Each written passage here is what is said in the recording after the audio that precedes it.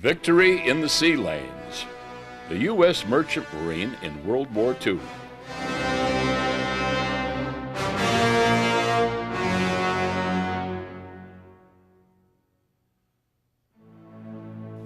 More than 16 million Americans were in the armed forces during World War II. A quarter of 1 million men served in the American Merchant Marine. On the massive scale of the war, 1 out of 64 may not seem significant, but we who served in the Merchant Marine were the crews of the Liberty ships and tankers that played a crucial role in winning the war. We operated the ships that delivered supplies to the war fronts, often under deadly attack. Through dangerous seas, we transported the armies and the mountains of supplies and equipment that won the war. There were 11 million veterans from the U.S. Army, 4 million from the Navy, about 700,000 Marines, and 241,000 from the Coast Guard. All have been recognized and honored since the 1940s, but dedicated and often battle-scarred Merchant Marine volunteers had to wait until 1988 to be acknowledged as veterans. World War II was an important part of our lives. It was an experience we shared with our fellow veterans, and we take comfort that our unique contribution has been recognized. Some of the old hands were fighting the war from the very beginning, but most of us had to undergo intensive training.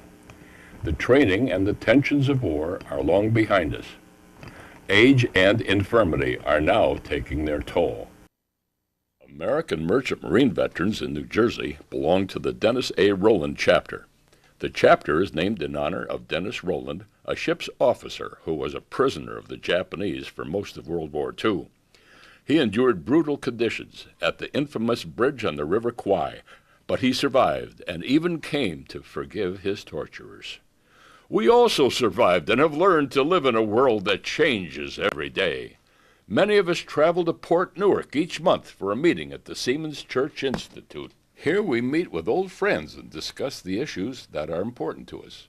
But we are not alone. Armed Guard veterans who served with us on merchant ships join in the meeting, as do other Navy veterans who were with us in the war zones. In the building's cafeteria, the session opens with a vivid reminder of how age is taking its toll. Chapter Commander Hank Kaminsky reads the roll of mariners who have recently died. The business of the meeting then moves on, but the memories remain, and the sense of obligation is reinforced.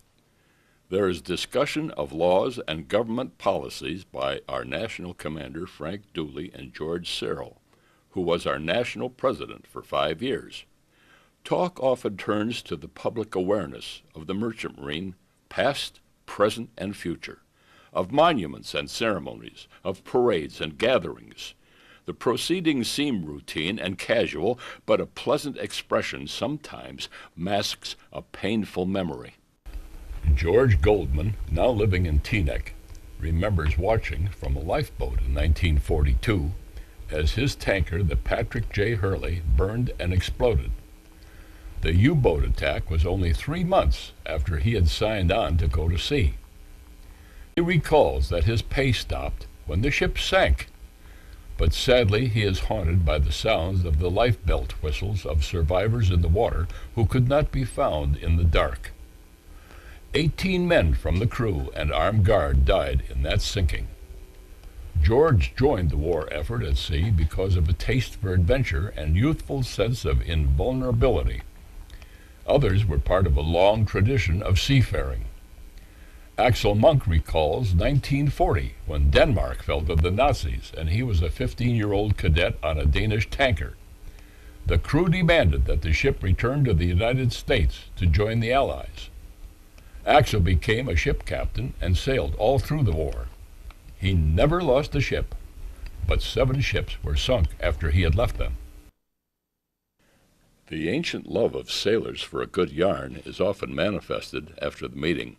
Member Morris Roth likes to tell his story. In March of 1945, Morris, now of Clark, was a lookout on the Liberty ship Robert L. Van, leaving Antwerp when the ship hit a mine. There was a loud crash, and he went flying into the air. 60 years later, he still remembers the impact as he came down and hit the deck. The mine sank the ship, but its masts were still above water until the wreck was removed after the war. Incidentally, the van was one of 18 Liberties named after African Americans. Pennsylvania resident Art McMahon tells about loading an anti-aircraft gun during a 1944 attack on his convoy in the Mediterranean. The planes flew low between the ships, and they had to take care not to hit other ships. He was only 16 years old at the time. Howard Morseburg, now a resident of California, was a young purser in convoy in the Mediterranean on April 20th, 1944. A German torpedo bomber scored a hit on the SS Paul Hamilton, which was loaded with ammunition.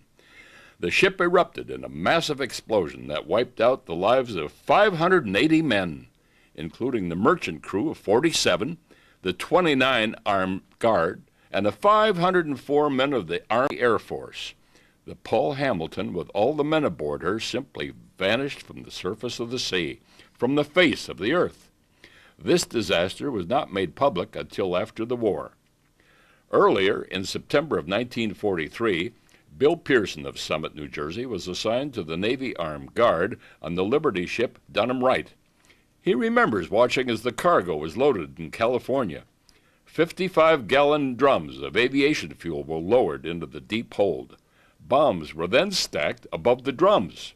When the holds were filled, the ship sailed into the Pacific for its lonely voyage into danger. The cargo was safely delivered to the Air Corps and Navy bases in the war zone. In Leyte Gulf, during the liberation of the Philippines, 2 ships loaded in just this way were blown up by enemy planes. Another ammunition ship disappeared in the Indian Ocean, leaving only bits of wreckage that drifted ashore a year later. During the war, 37 merchant ships vanished without a trace and with no survivors. Danger even followed our ships and crews into port. In Bari, Italy, on December 2, 1943, the ammunition ship John Harvey was hit by German bombers. It disappeared in a massive explosion. 17 other ships were sunk, and much of the city was destroyed. On July 17, 1944, 2 merchant ships were blown to bits in an accidental explosion in Port Chicago, California. The blast caused damage 50 miles away in San Francisco.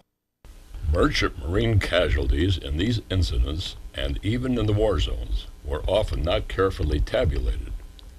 During the war, the trials and achievements of the Merchant Marine were veiled in secrecy to keep the enemy in ignorance. After the war, the records were stored away, and many were lost. Historians and researchers have difficulty in finding details and accurate accounts of the monumental effort that made it possible for the Allies to win World War II. We who lived the experience all those years ago are anxious to lift the curtains of forgetfulness and neglect. We are anxious to tell our story. We sailed the seas that erupted in the explosion of torpedoes and mines. We searched the skies for enemy planes that strafed our decks and crashed into our ships. We participated in the dangerous convoys that reached to the distant battlefields through icy Arctic seas and the shark-infested waters of the South Pacific. We lived and stood watch on top cargoes of millions of gallons of high-test fuel and volatile ammunition. Our hastily built ships were sometimes torn apart by terrible storms, and ships often disappeared without a trace. We witnessed the explosions and sinkings that took the lives of other merchant seamen. But eventually, we, the fortunate ones, returned to port and found our way home and to productive post-war careers. Ours is a history that is worth telling. The Merchant Marine continues to serve our country, and we are active in promoting its role in commerce and defense.